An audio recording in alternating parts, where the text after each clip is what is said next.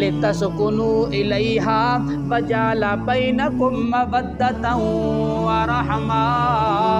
خیال کرنا یہ جو بیویاں ہوتی ہیں سب سے پہلے یہ بیویاں سکون کا ذریعہ ہیں، یعنی بیوی کے ذریعے سے انسان کو سکون ملتا ہے۔ انسان کی جتنی تھکاوٹ ہوتی ہے، باہر کی پریشانی ہوتی ہے، جب گھر کے اندر آ جائے تو بیوی کو دیکھتے ہوئے سکون حاصل ہو۔ ایسا نہ ہو کہ گھر آتے ہوئے بیوی ایسا رویہ اختیار کرے کہ انسان کی پریشانی پہلے سے بھی بڑھ جائے۔ فرمایا نہیں، بیوی کا مقصد پہلا یہ ہے۔ سورۃ لقمان 21 پارہ، لتسکنوا الیہا، تاکہ تمہیں بیویوں کے ذریعے سے سکون ہو۔ نمبر 2، وجعل بینکم مودۃ، کہ میاں بیوی کے درمیان اعلیٰ درجے کی محبت ہوتی ہے۔ نمبر 2، یہ محبت والا معاملہ جوانی کے اندر ورحمۃ،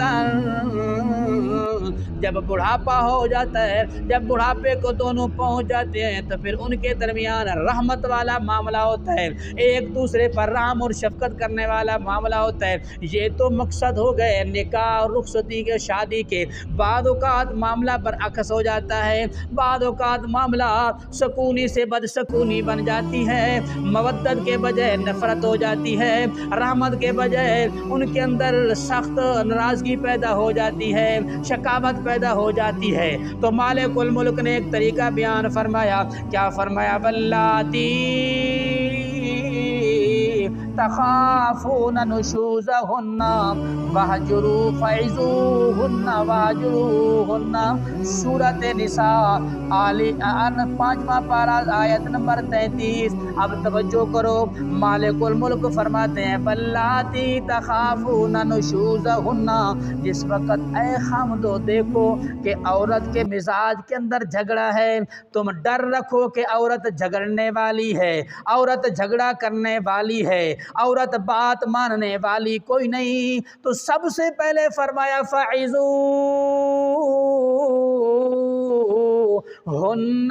اس کو واعظ و نصیحت کرتے رہو، ان کو سمجھاتے رہو۔ یہ نہ ہو جھگڑا ہو تو جھگڑے کے فوراً بعد مار کٹائی کا سلسلہ چل جائے، جھگڑا ہو اور تانو تشنیع والا معاملہ چل جائے، جھگڑا ہو اور ایک دوسرے کو گالیاں دینا شروع کر دیں۔ فرمایا نا نا نا، فعظوہن، او میاں خامد، اللہ نے تجھے عقل دی ہے، اللہ نے تجھے نکاح کا بادشاہ بنایا ہے، بچوں والا کام نہ کرنا، عورتوں والا کام نہ کرنا، اپنی عورت سے بدتر ہو کر بے عقل نہ ہو جانا۔ اگر وہ بھی جھگڑا کر رہی ہے اور تو بھی اسی طرح جھگڑا کرے تو پھر تیرے اور تیری بیوی کے اندر کوئی فرق نہیں، بلکہ تو کیا کرے گا؟ فعظوہن، اس کو سمجھاتا رہے، بھئی یہ کام تیرا مناسب نہیں، یہ مطالبہ تیرا مناسب نہیں، یہ طریقہ تیرا بہتر نہیں، سمجھاتے رہو، سمجھاتے رہو، واعظ و نصیحت کرتے رہو۔ جس طرح بندہ اپنی اولاد کو سمجھاتا ہے، خوب سمجھاؤ، ایک دن سمجھاؤ، 2 دن سمجھاؤ، ہفتہ سمجھاؤ، مہینہ سمجھاؤ، فعظوہن، سمجھاتے رہو، پیار کے اندر سمجھاتے رہو، غصہ نہیں کرنا، سمجھاتے رہو، سمجھاتے رہو۔ جب دیکھو کہ اب یہ سمجھانے سے نہیں سمجھ رہی، جب تمہیں امید ختم ہو جائے کہ یہ سمجھانے سے نہیں سمجھے گی، تو پھر مالک الملک نے دوسرا طریقہ بیان فرمایا، وَاہْجُرُوهُنَّ، دوسرا طریقہ یہ ہے کہ سمجھانے کے بعد پھر مار کٹائی نہیں، پھر بھی مار کٹائی کا سلسلہ نہیں، پھر بھی مارنے والا طریقہ نہیں، پھر بھی گالی گلوچ نہیں، پھر بھی ایک دوسرے کے والدین کو تانا تشریح نہیں، بلکہ فرمایا واجروہن، ان کو چھوڑ دو، اکیلا چھوڑ دو، فی المضاج، بستروں میں۔ کیا مطلب؟ یعنی ان کے ساتھ لیٹنا چھوڑ دو، واجروہن فی المضاج، جب ان کو تم اکیلا چھوڑ دو گے، یہ ایک ایسی روحانی سزا ہے کہ میاں اس اکیلا بستروں کے اندر جب چھوڑو گے تو اس کو بات سمجھ آ جائے گی، ہو سکتا ہے کہ وہ جھگڑا جھگڑا چھوڑ دے، لیکن خیال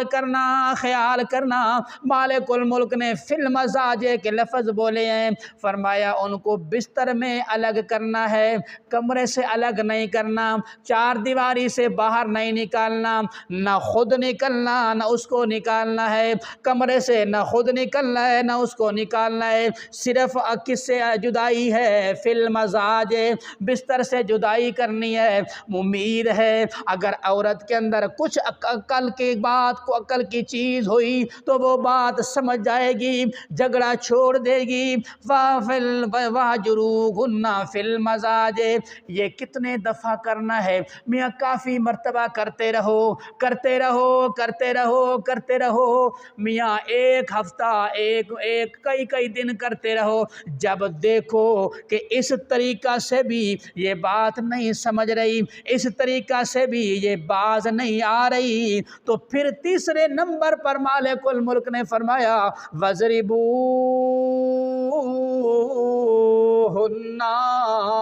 پھر ان عورتوں اپنی بیویوں کو مارو، لیکن خیال کرنا اعتدال کے ساتھ مارنا ہے، چہرے پر بھی نہیں مارنا، میاں مناسب مار دینی ہے، میاں زیادہ مار بھی نہیں دینی جس سے میاں اس کو زخم پڑ جائے یا میاں اس کی کوئی ہڈی وغیرہ ٹوٹ جائے۔ خیال کرنا بالکل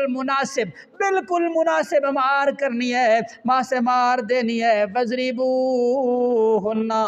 مالک الملک اس تیسرے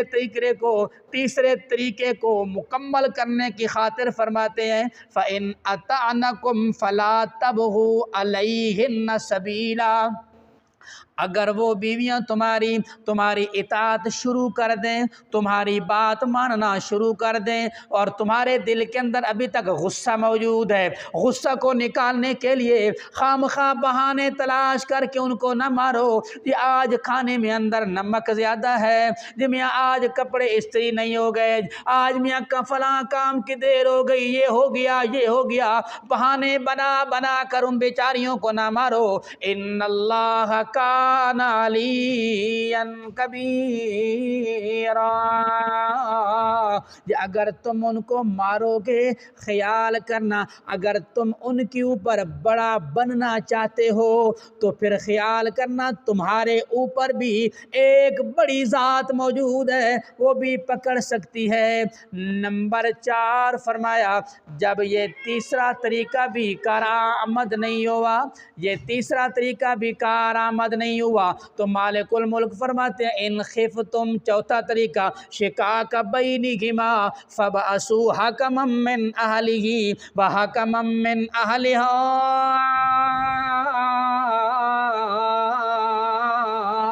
اگر میاں بیوی سے معاملہ نہیں سلجھ رہا، میاں بیوی سے بات ختم نہیں ہو رہی، میاں بیوی کی آپس کے اندر جھگڑا کو ختم نہیں کر سکے بلکہ مزید بڑھنے کا خطرہ ہے، تو پھر مالک الملک نے فرمایا پھر ایسا نہ ہو کہ میاں بیوی اپنے والدین کے گھر چلی جائے، پھر سالہ سال بیٹھی رہے، مہینے کئی مہینے بیٹھی رہے، زندگی اس کی گزر جائے۔ فرمایا ایسا نہیں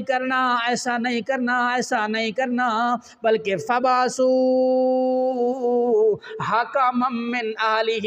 وَحَكَمًا مِّنْ أَهْلِهَا، ایک حاکم مرد کے خاندان کا ہونا چاہیے اور ایک حاکم عورت کے خاندان کا ہونا چاہیے، علاقے والوں کو چاہیے، محلے والوں کو چاہیے کہ جب میاں بیوی کے درمیان جھگڑا ہو جائے خوشی نہیں کرنی چاہیے میاں اچھا بہتر ہو گیا ان کا جھگڑا ہے، بلکہ ایک حاکم مرد کی طرف سے ایک حاکم عورت کی طرف سے، اور پھر یہ کوشش کریں یریدا اصلاح،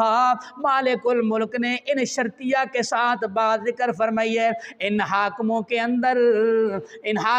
اندر فکر ہونی چاہیے، ان حاکموں کے اندر اصلاح کی فکر ہو، یہ حاکم سیدھی نیت پر ہوں اور یہ حاکم منافق نہ ہوں، جھگڑے کو طول نہ دینا چاہتے ہوں، اصلاح کی اگر فکر کریں تو ہو سکتا ہے یوفق اللہ بینہما، اللہ تعالیٰ ان کو توفیق بھی دے گا، ان کے درمیان موافقت والا معاملہ پیدا ہو جائے گا۔ ان اللہ کان علیما خبیرا۔